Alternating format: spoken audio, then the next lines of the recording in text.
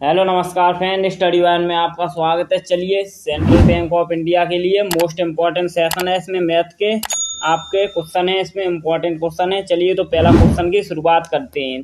यदि आप लोग वीडियो को लाइक कर दें और चैनल को सब्सक्राइब भी कर दें, ठीक है। चलिए तो पहला क्वेश्चन क्या है, साधारण ब्याज के चैप्टर से आपका ये क्वेश्चन है कि ब्याज की दर ज्ञात कीजिए जब 1,000 रुपये के मूलधन पर 5 वर्ष की अवधि में साधारण ब्याज 440 रुपये हो जाता है। देखिए, पहले साधारण ब्याज का हम सूत्र देखते हैं। साधारण ब्याज बराबर होता है मूलधन गुणे दर गुणे समय, ठीक है, और बटे 100। तो यहाँ पर हमें देखिए साधारण ब्याज दिया गया है 440, तो हम रख लेते हैं 440 बराबर में 1,000 रुपये हमारा मूलधन है, ठीक है, गुणे दर क्या है, दर हमें निकालनी है तो दर यहाँ, और समय हमें 5 वर्ष, तो समय रख लेते हैं बटे 100, ठीक है। ये 2 जीरो से ये 2 जो खत्म और इससे एक ये खत्म। अब हमें ये 5 आएगा तो इसके बटे में आ जाएगा, ठीक है। दर का हमें निकालना है तो दर बराबर 44 बटे 5। 5 से काटेंगे 44 को तो 5 अट्ठे 40, फिर 5 अट्ठे 40, तो ये 8.8% हो गया। ऑप्शन नंबर सी एकदम करेक्ट है। चलिए नेक्स्ट पर चलते हैं। नेक्स्ट क्वेश्चन क्या है हमारा कि 5 अंकों की सबसे बड़ी संख्या और 4 अंकों की सबसे छोटी संख्या के बीच अंतर ज्ञात कीजिए। तो देखिए 5 अंकों की सबसे बड़ी संख्या देखिए 9 9 9 और 9 9, इकाई ढाई सैकड़ा हज़ार 10,000, ठीक है। तो 99,999, ठीक है। उसके बाद में 4 अंकों की कितनी होती है तो 1 2 3 4, तो 1,000 होती है 4 अंकों की सबसे छोटी संख्या। इसमें से ये घटा दीजिए, 9 बचे 9 9, यहाँ पर 9 में से ये बन गया तो 8 और फिर 9, ठीक है। तो 98,999, ठीक है। तो ये ऑप्शन नंबर सी एकदम करेक्ट आंसर है। चलिए नेक्स्ट पर चलते हैं। नेक्स्ट क्वेश्चन क्या है हमारा, 10% की वार्षिक ब्याज की दर से 3 वर्षों के लिए 2,000 रुपये के मूलधन पर चक्रवृद्धि और साधारण ब्याज के बीच अंतर ज्ञात कीजिए। तो सबसे पहले हम क्या निकालेंगे कि हमें चक्रवृद्धि ब्याज कितना हो जाएगा टोटल 3 साल का। देखिए चक्रवृद्धि ब्याज का सूत्र होता है 3 साल का, बहुत लंबा होता है लेकिन 2 साल वाला होता है। उससे देखिए निकालिए, जैसे हमें पहली साल 10%, ठीक है, दूसरी साल 10% और तीसरी साल 10%। तो सबसे पहले हम 10% का निकालते हैं चक्रवृद्धि ब्याज का, ठीक है।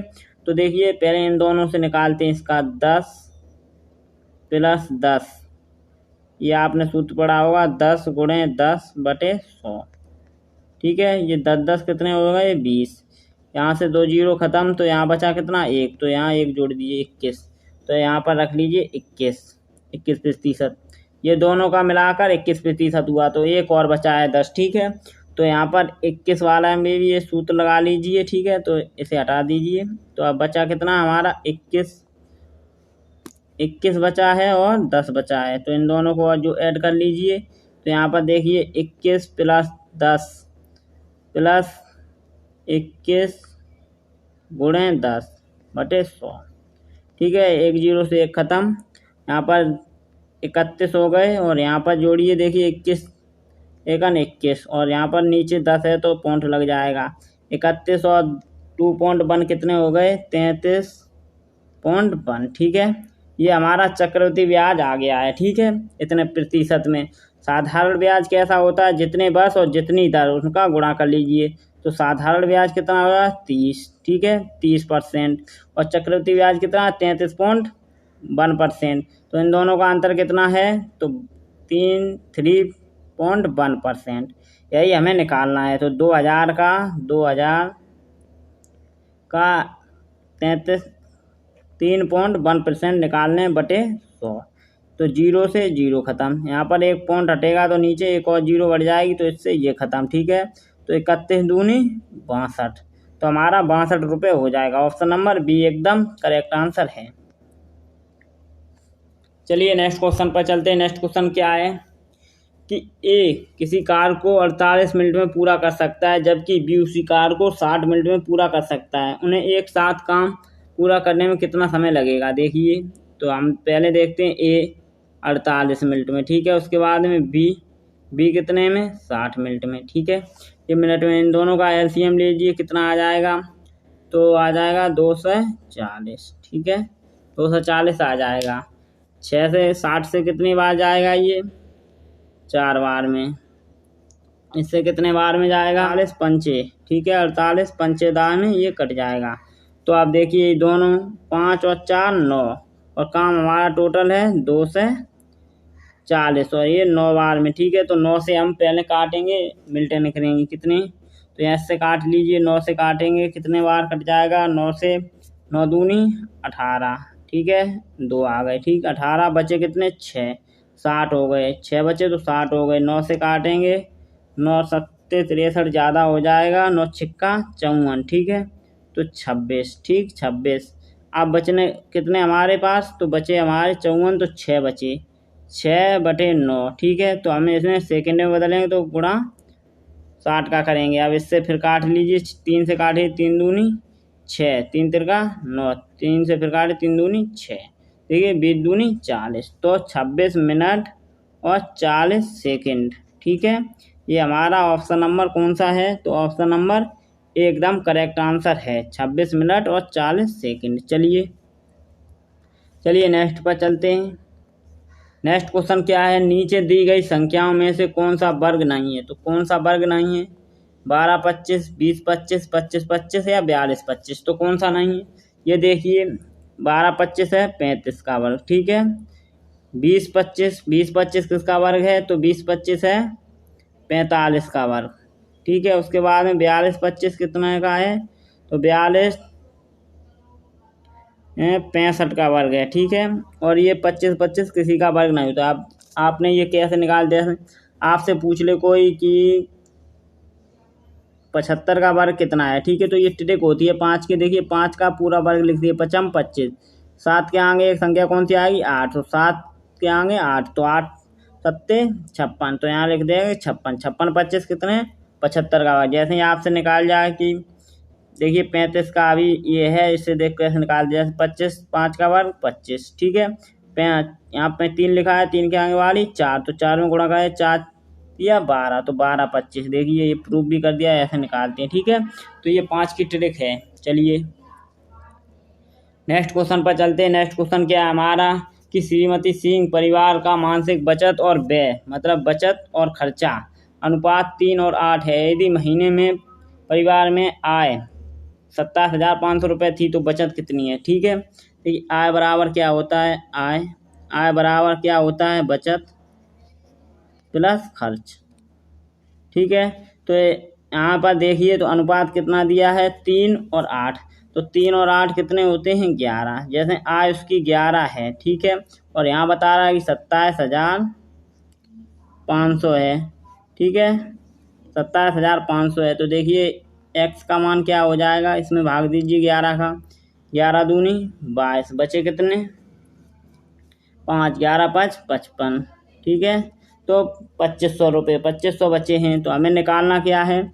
हमें निकालनी है बचत। बचत का अनुपात कितना है? 3, तो 3 में गुणा कर देंगे 2500 का, ठीक है। तो 25 तिया 75, 7500 रुपये मेरे आ गए हैं बचत के, ठीक है। ऑप्शन नंबर बी एकदम करेक्ट आंसर है। चलिए नेक्स्ट पर चलते हैं। नेक्स्ट क्वेश्चन क्या है कि एक आयत की लंबाई और चौड़ाई का क्षेत्रफल 6750 सेंटीमीटर स्क्वायर है। आयत की चौड़ाई और क्षेत्रफल का अनुपात क्या होगा? देखिए सबसे पहले आयत का ऐसा होता है, ये होता है आयत, ठीक है। इसकी लंबाई और चौड़ाई ये बराबर होती हैं, चौड़ाई और लंबाई बराबर होती हैं, ठीक है।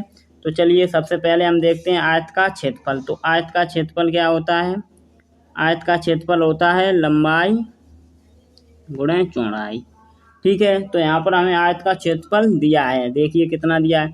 तो हम इन दोनों का अनुपात का गुणा करेंगे, 6 5 छिक्का 30 और x मानेंगे तो x स्क्वायर बराबर कितना दिया है यहाँ पर? 6750, ठीक है। तो इस 0 से ये खत्म, 3 से काटे 3 दूनी 6, 3 दूनी 6 और 3 5 15, तो x स्क्वायर बराबर 225, और x बराबर कितना आ जाएगा? 225 किसका वर्ग होता है? 15 का, ठीक है। तो अब देखिए हम अनुपात निकालते हैं। हमें चौड़ाई का पूछा है, चौड़ाई कौन सी वाली है? पीछे वाली, तो 5 में गुणा कर देंगे हम, ठीक है। इसमें 5 15 दिया 15 अपना 75, 75 हमारी चौड़ाई आ गई, और क्षेत्रफल तो हमें दिया है 6750। इनका काट लेते हैं एक बार इन्हें, चलिए इन्हें किससे काट लेते हैं, 25 से कट जाएगा, 25 से काट लेते हैं, 25, चलिए 25 से काटे, 25 दिया 75, 3 दाम में कट गया, ठीक। 25 से काटेंगे, 25 दूनी 50, बचे कितना है यहाँ पर 50, 175, 175, 25 छिक्का 25 सत्ते 175, 2 से 70 बार में कट गया। फिर 3 से काट लेते हैं, 3 एकन 3, 3 से काट लें, 3 निम 27, ठीक है। तो 1:90, 1:90 ऑप्शन नंबर डी एकदम करेक्ट आंसर है। चलिए नेक्स्ट क्वेश्चन पर चलते हैं। नेक्स्ट क्वेश्चन क्या है हमारा कि 5 संख्या ABCDE का औसत 150 है। यदि पहली 3 संख्या ABC का औसत 130 है तो अंतिम 2 संख्या D और E का औसत क्या होगा। देखिए मान लो हमने 5 संख्याएं हैं जिनका औसत 150 है, तो हम 5 संख्याओं का योग कैसे निकालेंगे। इनका औसत 150 है तो 5 संख्या योग के लिए इसमें 5 का गुणा ही कर दो, जितनी संख्या है उतना गुणा कर दो, ठीक है। तो देखिए कितना आ जाएगा, 15×75, तो ये आ जाएगा 7500। उसके बाद में 3 संख्याओं का कितना है 150, तो 3 का है 150, 3 का है 130, सॉरी 130 है, तो 13 तिया 39, 3900 इसका आ गया, ठीक है। चलिए अब देखिए क्या है इसमें, यहाँ पर एक 0 एक्स्ट्रा लग गई है, चलिए ये 0 और हटा देते हैं, 750 होगा इसका ये, ठीक है। ये 0 नहीं 750 है। चलिए अब देखिए, अब इनमें से घटा लीजिए इन्हें, 0 की 0, 15 में से 9 गई, 6 बचे, 6 में से गए 3 बचे, ठीक है। 6 यहाँ पर बच्चे कितने हमारे 360 बचे हैं, ठीक है। अब D और E मतलब 2 संख्याएं बची हैं, तो 2 संख्याओं का औसत निकाल लेंगे, 2 से भाग दे देंगे, कितना जाएगा 18 दूनी 36, तो 180 आ गया है, ठीक है। ऑप्शन नंबर बी एकदम करेक्ट है।